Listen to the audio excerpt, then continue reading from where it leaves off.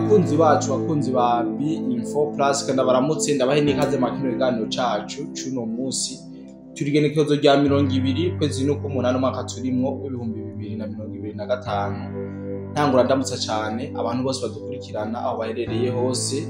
vyimva mutima abari ngaha mu gihugu cyacu ciza cyo Burundi tibagiye abari mu Rwanda muri Congo Uganda Kenya Tanzania Afrique du Sud Zambia Mozambique n'ahandi badukurikirana baherereye tutibagiye ari mu mugabane gitandukanye Europe Asia ndetse na Amerika n'abandi bari muri Oceania mumve yuko tubaramutse cyane ndetse tunabahe n'ikaze mwakino kiganiro cacu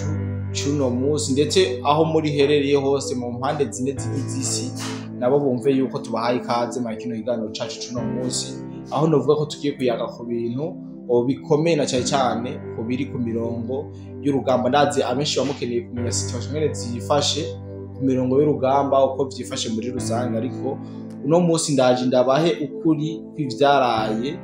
bibaye haba muri no Kivu ndetse no muri Sud Kivu ubona yuko imigwano kabisa arahanaha iguma yatanguye ku mpande zigiye zitandukanye rero mwari mumenyereye twa turi kumwe n'umusesanguzi muri studio ariko naho ntabwo turi kumwe turaza kubana mu bindi biganiro kumbure ku bijanye n'umwanya ntivyashoboye kumworohera no mu mabarabara niyo mpamvu mubona yuko ndi muri studio jenyene aricyo tugiye kubana mwino ncamake y'amakuru rero manze shimire cyane umuntu wese yamaze gufyonda subscribe nizere yuko yamaze gukora ikintu gikomeye cyane tunatumira abandi bantu benshi bataraje mu group yacu WhatsApp ya B-Info Plus aho dusanzwe tubaha amakuru canke amafoto biba byabereye ku rugamba mu gihe twabirose n'abatarazamwe bumve yuko bakeneye kuza muri aba group kugira ngo tubashe kubaha amakuru abagezweho n'amafacteurs kana yuko ivyo twababwiye ari ukuri rero kuri no munsi nagenda babwira no nkuru abantu benshi mutamenye ku munsi wejo aho ku munsi wejo habaye imigwano ikomeye muri Sud Kivu kabisa ingabo z'u Burundi n'inyeshamba z'u Rwanda zaratanye mu mitwe kabisa zirumvana mu mitsi mu buryo bweruye kabisa amakuru dukora ku mirongo y'urugamba batubwiye yuko haciye uwambaye amakuru dufise nuko izi ngabo izi ntagoheka za neva canke za leta y'u Burundi zashoboye gusubiza inyuma zino nyeshamba z'u Rwanda atakibazo na kimwe nyuma yo kuzakiriza k'umuriro utari muke kabisa ibi bikaba vyabereye mu bice vya Katungu na Muhuzi ni muri territoire ya Uvira na territoire ya Mwenga vuze territoire ya Uvira ni mwumve yuko ari gisagara ca Uvira nini territoire nini kabisa izi nyeshamba zashoboye kurya umuriro w'ingabo z'u Burundi kabisa birangira babasubije inyuma atakibazo na kimwe ibi biri mu bitwereka yuko ingabo z'u Burundi aho ziri kabisa kugarukana amahoro n'umutekano muri Tanzania rusangi ya Kongo bariko baravyitwaramo neza cyane n'inyuma y'igihe kitari gito mutubaza ati ibikorwa by'ingabo z'u Burundi bimeze gute ariko twarababwiye yuko ingabo z'u Burundi ico zikoze cyose zidafata amafoto n'abavideo kugira ngo zerekane yuko zakoze ikintu gikomeye rero ibintu mva twabishimira ingabo z'u Burundi zo zashoboye guhagarara neza zisubiza inyuma kino gitero cy'inyeshamba za RDF na M23 atakibazo na kimwe turashobora kumenya ivyashoboye kubononekarira muri rusange ariko aya makuru twayaronka mu buryo bwiramvuye nubwo kuyaronka biba bitugora turaza kuyabaha dushobore kubabwira ivyahononekariye ndetse uko bagiye baratakaza ku mpande zose ibi nimwe tukura mu masource yacu ari ngaho muri Sud Kivu ibintu murumva yuko vyari bikomeye cyane rero andi makuru dufise nuko muri Karehe nyene ku munsi wejo ibintu bitari vyoroshe muri Karehe ku munsi wejo mu masaha ya kare masaha ya gatondo saa 2 z'agatondo abagwanye ba M23 baragavye ibitero bikomeye cyane ku birindiro vy'abawazarendo kabisa abawazarendo barariye umuriro w'izinyeshamba aho mbere jewe n'umuwazarendo twavuganye mu gatondo yambwiye yuko kabisa ku munsi wejo ibintu bitari vyoroshe zino nyeshamba zari zabaye decide ziravuga ati dutegerezwa kwigarura kano gace nubwo bitakunze aba bawazarendo mu kubimbwira abo bambwiye yuko zino nyeshamba mu kugaba bino bitero aha muri teritwari ya Karehe bahengereye mu gihe hariko haragwa imvura, hariko haragwa imvura amasaha ya gatondo. Imvura yambwiye ko yari imvura nyinshi cyane, ino tuyitwa imvura y'isegenya, aho abawazarendo bo bahise babagabako ibitero bukwi na bukwi. Mugabo birangira bano bawazarendo bashoboye guhagarara neza cyane, basubiza inyuma barapusa umwasi wabo wa M23. Birumvikana neza yuko mu gihe abantu benshi bari biteze amasezerano ya cessez-le-feu ntiyabaye, ko amakuru dufise nuko bamwe bose babarungikiye kugira ngo bashobore gusinyira mu bihugu byabo batarinze gufata ingendo kugira ngo berekeze muri Doha muri Qatar. Ariko biraboneka neza yuko uku kuntu M23 iriko iragaba ibitero vyinshi mu bice bigiye bitandukanye, atagitangaza kiri muri amasezerano ya cessez-le-feu. Nta gitangaza kirimo kabisa, nkuko abantu badukurana benshi bagiye barabivuga. Benshi mbere bavuze yuko iyi M23 iri kiraja mu biganiro kubera ko byanse yuko boshobora kwigarurira iyi Uvira. Mu gihe bofata iyi Uvira, amasezerano ya cessez-le-feu ntacyo bakimaze. Rero mumve yuko ibintu kabisa bikomeye cyane,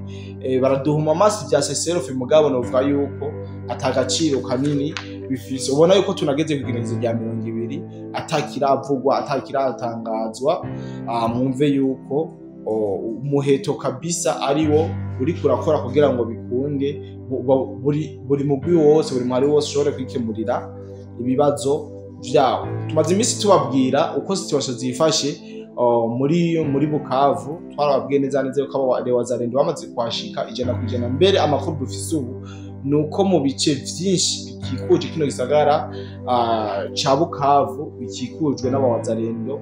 Amakuru dufise yandi nuko umwanya ku mwanya, umunota ku munota baguma bongereza abawazarendo kugira ngo bikunde bagabe igitero simusiga hano mu gisagara ca Bukavu. Rero ayandi makuru dukura ngaho muri Bukavu nuko ivyuma bikomakomeye, inkoho zikomakomeye,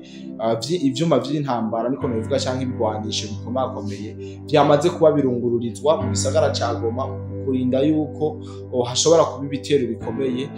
bigashobora gutwarwa n'abo bawazarendo. Urumva yuko aba ba M23 nabo nubwo bagifashe kabisa kino gisagara ca Bukavu, biraboneka neza yuko batizeye umutekano 100%, batizeye yuko ari yabo, kuko batangwe kuba bariko baradeplasa. Twarababwiye ibijanye n'abategetsi ba M23 bari basanzwe bari muri Bukavu, benshi ko bamaze kuja muri Goma, abandi baja mu Rwanda. Biraboneka neza yuko bafise ubwoba yuko iyi coalition ya FDNB ishobora kubakura muri Sud Kivu umwanya ku mwanya. Duce tubifatanya nuko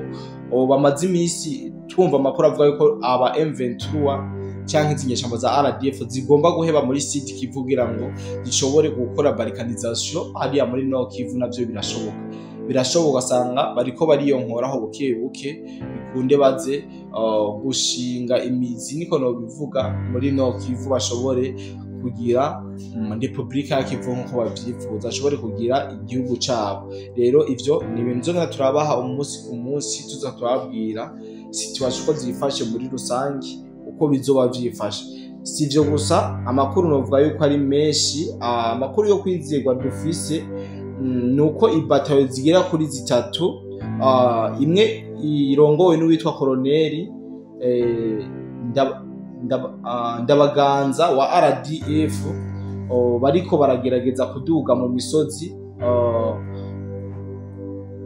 bariko baragerageza kuduga ku misozi wa Mitunga, ariko baciye bahura